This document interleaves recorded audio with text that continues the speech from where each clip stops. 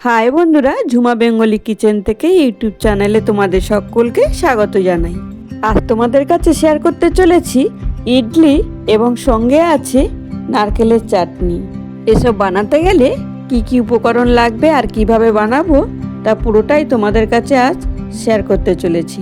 দেখো, এখানে আমি 100 গ্রাম বিমলির ডাল আর 250 আতপ চাল আমি 3 থেকে 4 ঘন্টা আগে ভিজিয়ে রাখছিলাম। সঙ্গে কতগুলো কাঁচা লঙ্কা ও আদার কুচি নিয়েছি। এগুলো আমি একটা মিক্সির বড় বোলের মধ্যে পেস্ট করে নেব। তোমরা চাইলে শিলপাটাতেও বেটে নিতে পারো, তবে চাল আর ডাল ভেজানোর পরে ফুলে কিন্তু অনেকটাই হয়েছে, একবারে পেশা যাবে না, দুবার করে পিষে নিতে হবে। যদি রেসিপি ভালো লাগে বন্ধুরা, তাহলে কিন্তু একটি লাইক দিয়ে পুরো ভিডিওটি দেখার অনুরোধ রইল। স্বাদের ব্যালেন্সের জন্য সামান্য লবণ ও চিনি অ্যাড করে দিয়ে ঠিক এইভাবে 10 থেকে 15 মিনিট ফেটে নিলাম। দেখো, ব্যাটারটা এরকম হবে। ছাঁচটার মধ্যে একটু তেল ব্রাশ করে নিলাম।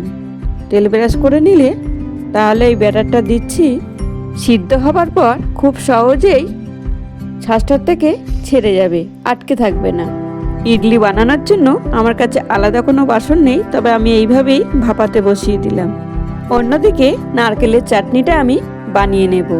এদিকে দেখো, গ্যাসের ফ্লেম অন করে কড়াই বসিয়েছি। কড়াই তো গরম হয়ে গেছে। সামান্য একটু সাদা তেল দিয়ে কয়েকটা কাঁচা লঙ্কা ও 1 চামচ ছোলার ডাল আমি ভেজে নেব।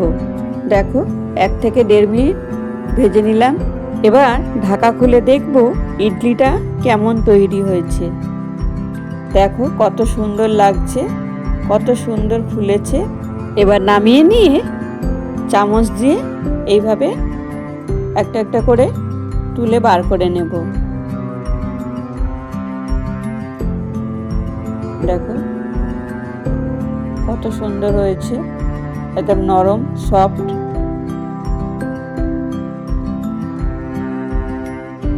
বাকি ইডলিগুলো ঠিক এইভাবেই আবারও বানিয়ে নেব। প্রত্যেকবার কিন্তু ছাঁচটার মধ্যে এইভাবেই তেল ব্রাশ করে নিয়েই ব্যাটারটা দিয়ে ভাপে বসিয়ে দিতে হবে। আমার এই রেসিপি যদি তোমাদের ভালো লাগে তাহলে কিন্তু একটি লাইক, কমেন্ট, শেয়ার করতে ভুলো না। এবার নারকেলের চাটনিটা আমি বানিয়ে নেব। একটা মিক্সির বোলের মধ্যে ভাজা ছোলার ডাল, কাঁচা লঙ্কা, আদার কুচি ও নারকেল দিয়ে ভালো করে পেস্ট করে নেব। দেখো, এবার হাফ বাটি চীনাবাদাম, কয়েক টুকরো নারকেলের কুচি অ্যাড করে দিলাম, দিয়ে আবারও পেস্ট করে নিলাম। এখন দেখো আমার মিক্সির বোলটা ছোট হয়ে গেছে। এবার আমি একটা বড় মিক্সির বাটিতে করে নিচ্ছি, এর মধ্যে বাটা যাচ্ছে না। এখানে ছোট বাটির 1 বাটি দুধ আমি অ্যাড করলাম। এখানে দইও অ্যাড করা যেতে পারে, তোমরা চাইলে দইও দিতে পারো। এখানে দেখো বাকি ইডলিগুলো আমি করে রেডি করে নিয়েছি।